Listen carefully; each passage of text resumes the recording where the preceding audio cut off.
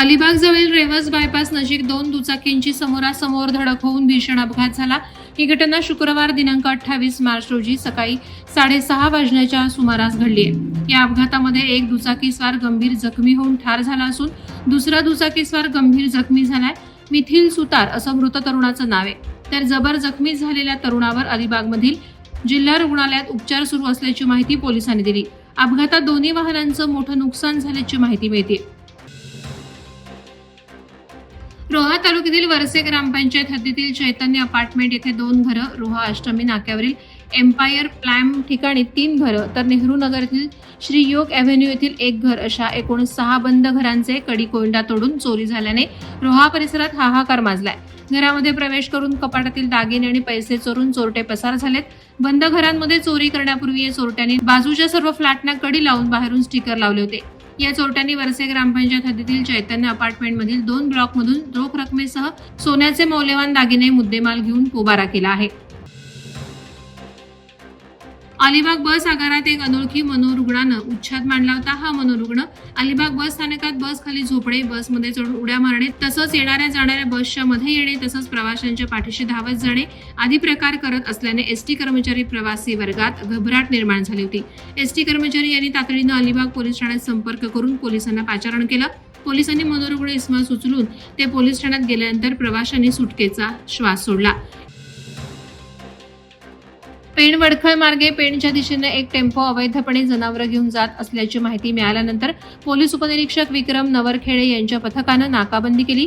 या दरम्यान वडखळकडून टेम्पो क्रमांक MH06 CP 0859 हा पनवेल बाजूकडून महामार्गावरून जात असताना टेम्पो थांबवून तपासणी केली असता खिलार जातीच्या बैलांना घट्टपणे बांधून त्यांची अवैधरित्या वाहतूक करीत असल्याचं आढळून आलं। लागलीच टेम्पो चालक अरविंद अवचरकर राहणार अलिबाग याला ताब्यात घेऊन विचारपूस केली असता त्याने समाधानकारक उत्तर दिलं नाही, त्यामुळे पोलिसांनी चालकासह टेम्पो ताब्यात घेतला। उरण तालुक्यात परप्रांतीय भंगारवाल्यांनी अनेक ठिकाणी भंगाराची दुकानं थाटली असून संपूर्ण उरण तालुक्याला या भंगार माफियांचा विळखा पडलाय। या भंगारवाल्यांनी सिडकोच्या, JNPAच्या आणि महसूल विभागाच्या करोडो रुपयांच्या मोक्याच्या जागांवर अतिक्रमण केल्याचं चित्र पाहायला मिळतंय। या भंगारवाल्यांच्या दुकानांमधून चोरीच्या मालाची मोठ्या प्रमाणात खरेदी विक्री होत असल्याने गावोगावचे तरुण कामगार वर्ग चोरी केलेले माल सर्रासपणे भंगार व्यावसायिकांना विकत आहेत। अशा भंगार गोदामांमुळे स्थानिक तरुण कामगार वर्ग गुन्हेगारीकडे वळत असल्याचं दिसत आहे।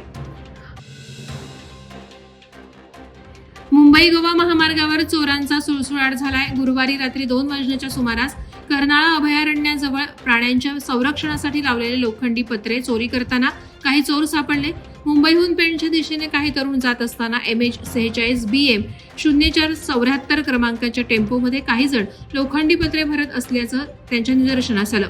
यावेळी जागृत तरुणांनी गाडी थांबवून पत्रे का चोरता म्हणून जाब विचारला। त्याचप्रमाणे पनवेल पोलिसांना तात्काळ संपर्क केला। यावेळी चोरट्यांनी झटापट केली आणि दाट अंधाराचा फायदा घेत ते चोरीचं सामान तिथे सोडून पळून गेले। म्हसळा तालुक्याचे ग्रामदैवत धावीर महाराज यांची यात्रा 11 एप्रिल रोजी होणार आहे। या यात्रेत तालुक्यातील अनेक गावात पारंपरिक पद्धतीनं काट्या देवळासमोर नाचवण्याची पद्धत असून हजारो भक्त उपस्थित असतात। रायगडचे खासदार सुनील तटकरे यांच्या प्रयत्नानं धावीर महाराजांना मागील वर्षांपासून रायगड पोलिसांमार्फत मानवंदना देण्याची प्रथा सुरू झाली असून यावर्षी ही मानवंदना बँड वाजवून दिली जाणार असल्याचे हिंदू ग्रामस्थ मंडळ सचिव सुशील यादव यांनी सांगितलं। यावेळी नवीन मंदिराला 11 वर्ष पूर्ण झाले असून त्यानिमित्तानं मंदिराची रंगरोटी करण्याचं आणि यात्रेनिमित्तानं इतर कामं करताना कोणतीही बाधा न येता पूर्ण व्हावी म्हणून ग्रामदैवत धावीर महाराज यांना म्हसळा हिंदू समाजाच्या वतीनं साकडे घालण्यात आले। विविध राज्यातून हस्तगत केलेले हरवलेले सुमारे 18 लाख रुपये किमतीचे एकूण 67 mobile phone Navi Mumbai आयुक्तालयाअंतर्गत central CEIR पोर्टचा प्रभावीपणे वापर करून त्यांच्या मालकांना परत करण्यात आले। पनवेल शहर पोलीस ठाणे हद्दीतील हरवलेले मोबाईल फोन बाबत तक्रार नोंदवण्याकरता भारत सरकारद्वारे CEIR पोर्टल सुरू करण्यात आले।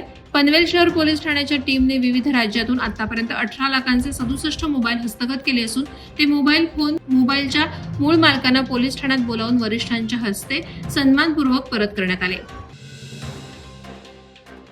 आगामी सणांच्या पार्श्वभूमीवर अलिबाग शहरात पोलिसांनी पथसंचलन केलं। गुढीपाडवा, रमजान ईद, रामनवमी, हनुमान जयंती, डॉक्टर आंबेडकर जयंती असे सण साजरे होणार आहेत। तसंच गावोगावच्या ग्रामदैवतांच्या जत्रांचा हंगाम सुरू होत आहे। या पार्श्वभूमीवर कायदा सुव्यवस्था अबाधित राहावी आणि सर्व सण उत्सव शांततेत साजरे व्हावेत यासाठी रायगड पोलिसांनी विशेष दक्षता घेतली आहे. क्रीडा भुवन मैदानातून संचलनाला सुरुवात झाली. शहरातील विविध भागात फिरून अलिबाग पोलीस ठाण्यात रूट मार्चची सांगता झाली. अलिबागचे पोलीस निरीक्षक किशोर साळे यांनी या रूट मार्चचं नेतृत्व केलं. आगामी सण उत्सव शांततेत आणि भयमुक्त वातावरणात साजरे करताना सोशल मीडियाच्या माध्यमातून पसरणाऱ्या अफवांवर विश्वास न ठेवता सण उत्सव साजरे करा, जेणेकरून जिल्ह्यात जातीय सलोखा राखण्यास मदत होईल असं आवाहन महिला आणि बालविकास मंत्री आदिती तटकरे यांनी केलं. रायगड जिल्हाधिकारी किशन जावळे आणि रायगड पोलीस अधीक्षक सोमनाथ घारगे यांनी रायगड जिल्हा शांतता समिती बैठक अलिबाग येथे जिल्हा नियोजन भवन येथे आयोजित केली होती.